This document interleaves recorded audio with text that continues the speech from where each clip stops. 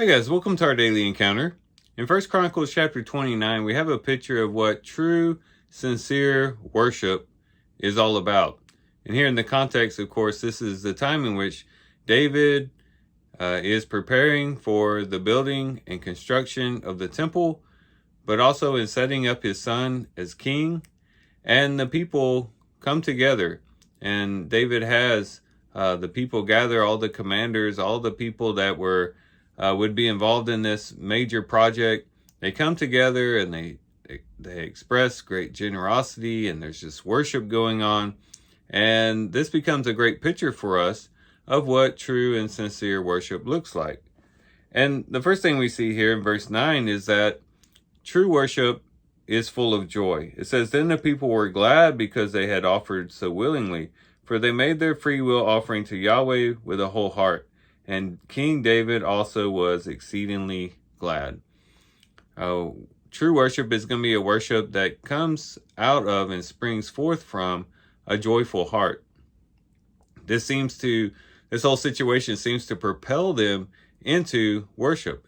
It's the joy that they experienced in this particular situation that really brought forth this worship. And it ought to be that we come to the Lord to worship with a joyful heart, not with a heart that's kind of lagging, or a heart that's reluctant, or just trying to worship to check off the box on our list of things to do for God, but really going to the Lord with joy and with gladness of heart, recognizing the wonderful and precious privilege we have of worshiping the Lord. And that's a wonderful and precious thing. And we should do that with gladness of heart and with joy. And then it goes on and shows that worship should also be public as well.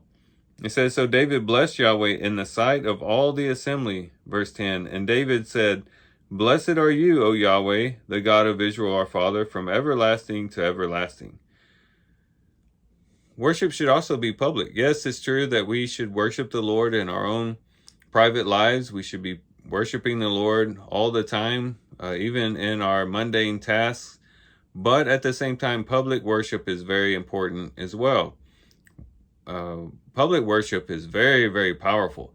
It's the means by which many, many different people who have a relationship with God join voices together to worship and praise God. And that's a very powerful and great thing. But then also worship, of course, recognizes the greatness of God. It says in verse 11, starting in verse 11, "Yours, O Yahweh, is the greatness and the power and the glory and the victory and the majesty, indeed everything that is in the heavens and the earth. Yours is the kingdom, O Yahweh, and you exalt yourself as head over all. Both riches and honor come from you, and you rule over all. And in your hand is power and might, and it lies in your hand to make great and to strengthen everyone." So recognizing the greatness of God is a major part of worship, is really the essence of worship, just recognizing God's greatness, his majesty, his power. And then gratitude ought to be a part of worship as well. In verse 13, "So now, our God, we are thanking you and praising your glorious name." They were thanking him with a heart of gratitude, very thankful for all the things that the Lord had done for their nation. The nation was very prosperous once David took over, and they were very thankful for that. And they were very thankful too to be able to offer up these offerings to the Lord for the sake of this temple they wanted to construct. But in general, they just had a heart of gratitude, and gratitude is a big part of worship. Not only should we be recognizing God's greatness and his power, but also responding to God in a very thankful way, in a way that is full of gratitude for all that he's done for us. And then it goes on in verse 14 and shows us that another important aspect of worship is humility. He says, "But who am I, and who are my people, that we should be able to offer as willingly as this? For all things come from you, and from your hand we have given you." Just a heart of humility there, especially coming from King David, this man who could have gloated and really boast of all the great accomplishments he had, the great power that he now was able to acquire. Well, he doesn't. He says, who am I that, uh, and what are these people that we were able to do this? And he says, we're not doing this because we're all that great or that we accumulated all this wealth on our own. Anything that we give you is what you've given us in the first place. And so having a heart of humility is a big part of worship. The more and more we recognize the greatness of God, and the more and more we get low beneath that greatness, the more and more worship expands. And so worship becomes much more powerful when we do it with a humble heart.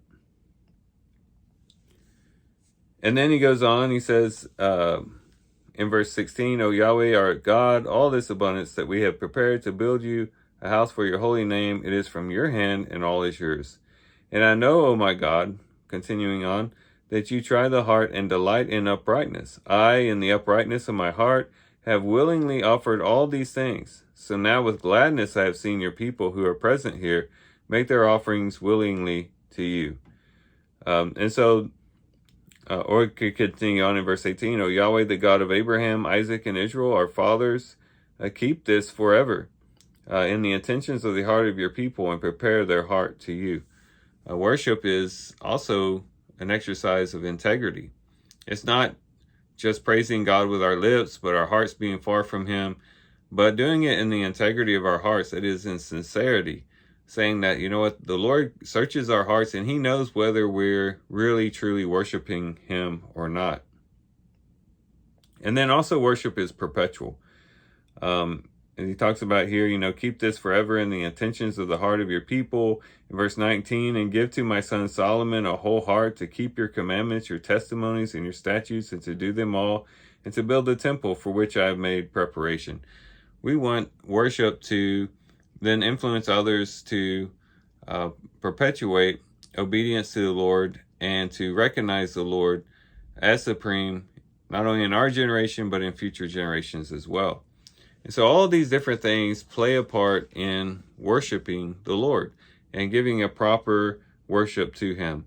And hopefully, as we reflect on these verses and we see this as a great example for us to follow, we too will offer up this true and sincere worship to the Lord, and that he will be glorified and honored when we do so. So here's some things we can reflect on and think about as we do our reading today. With that, guys, I do thank you for watching the video today. Hope you guys have a great day. Love you guys. God bless.